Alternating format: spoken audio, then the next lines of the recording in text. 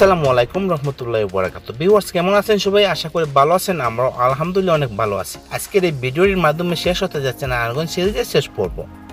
আর এই নারায়ণগঞ্জ সিরিজের শেষ পর্বটি হচ্ছে এই নারায়ণগঞ্জ বন্দরের একটি নদী নিয়ে। এই নদীর ওপার দেখতে কেমন সকাল থেকে রাত অবধি, এবং এই নারায়ণগঞ্জের যে ইতিহাসটি আছে এই বন্দর বাজারে সেটাও তুলে ধরার চেষ্টা করেছি। তাহলে সঙ্গে থাকেন, পুরোটা ভিডিও জুড়ে এনজয় করেন।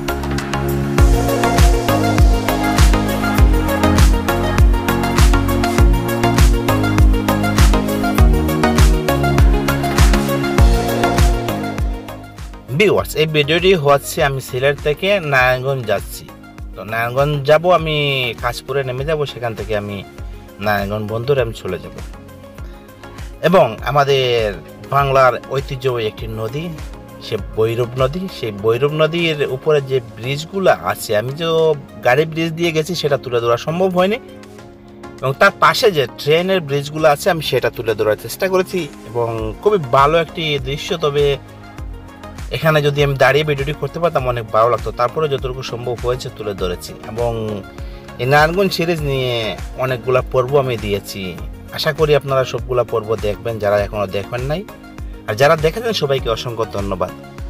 এবং সবচেয়ে বড় কথা হচ্ছে নারায়ণগঞ্জের ভালোবাসা আমি কখনো বলতে পারবো না। কবে দেশে আসবো আর সেই ভালোবাসা কবে পাবো তা আমি জানি না।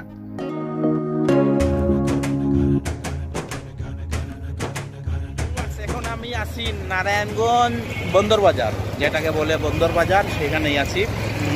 দেখেন ঘুরতেছি, আর মাস্কও খুলিয়া পড়ছে, এর ভিতরে বাতাসে মাস্ক খুলিয়ে যেতে আছে। এবং সঙ্গে আছেন আমার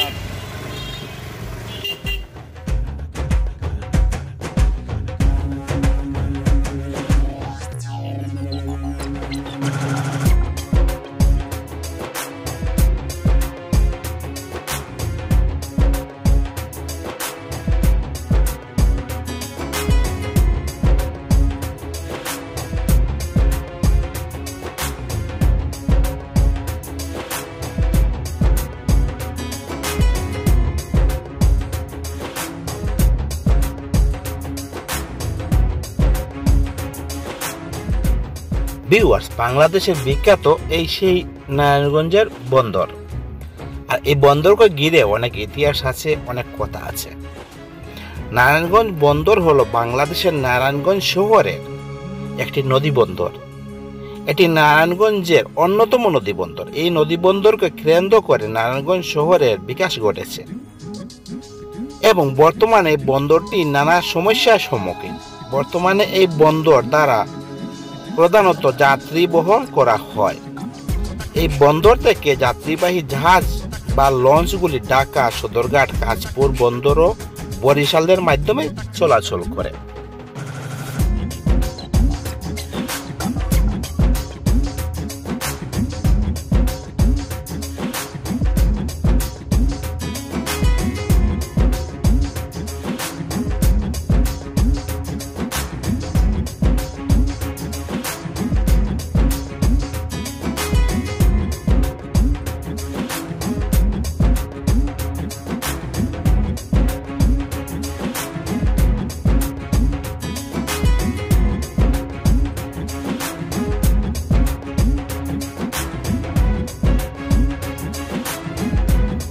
ভিউয়ার্স, এই বন্দরটি প্রায় 100 বছরের বেশি প্রাচীন।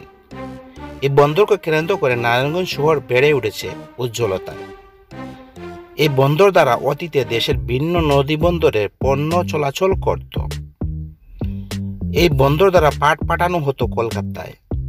দেশভাগের পর এই বন্দর দ্বারা দেশের ভিন্ন এলাকা থেকে পাট আনা হতো নারায়ণগঞ্জের পাটকলগুলিতে।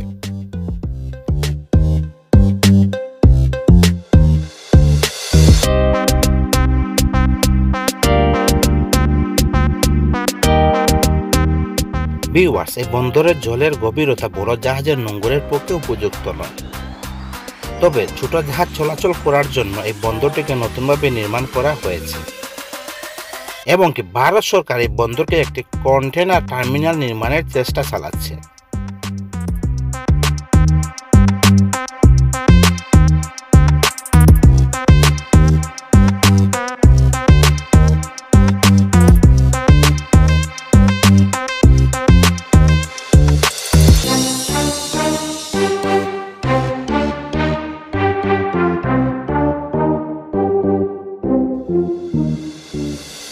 ভিউয়ার্স, এই নারায়ণগঞ্জ কিভাবে নামকরণ হয়েছিল সেটা তুলে ধরার চেষ্টা করেছি।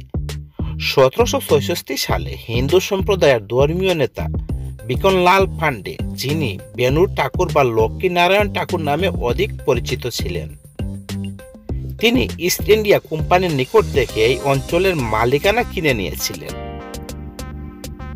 তিনি প্রভু নারায়ণের সেবায় ব্যয়ভার বহনের জন্য একটি উইলের মাধ্যমে শীতলক্ষ্যা নদীর তীরে অবস্থিত মার্কেটের দেবোত্তর সম্পত্তি হিসাবে ঘোষণা করেন।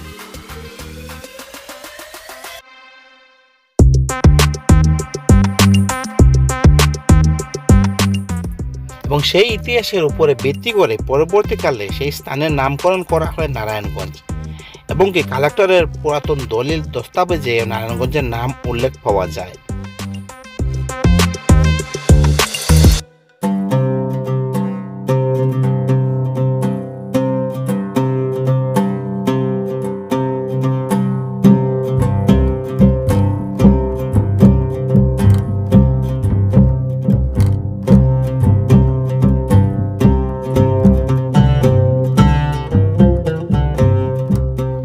ভিউয়ার্স, নারায়ণগঞ্জ বন্দরকে নিয়ে অনেক ইতিহাসই আছে, যতই বলবো শেষ হবার মতো না। এবং এই নারায়ণগঞ্জ বন্দরের পাশে যে কতটি নদী আছে, ব্রহ্মপুত্র, শীতলক্ষ্যা, যেসব নদী আছে, নালা আছে, খাল বিল যেগুলোই আছে, সেগুলো অনেক ইতিহাস টেনে রাখবে এবং আজীবন সেগুলো ইতিহাস ধরে রাখবে।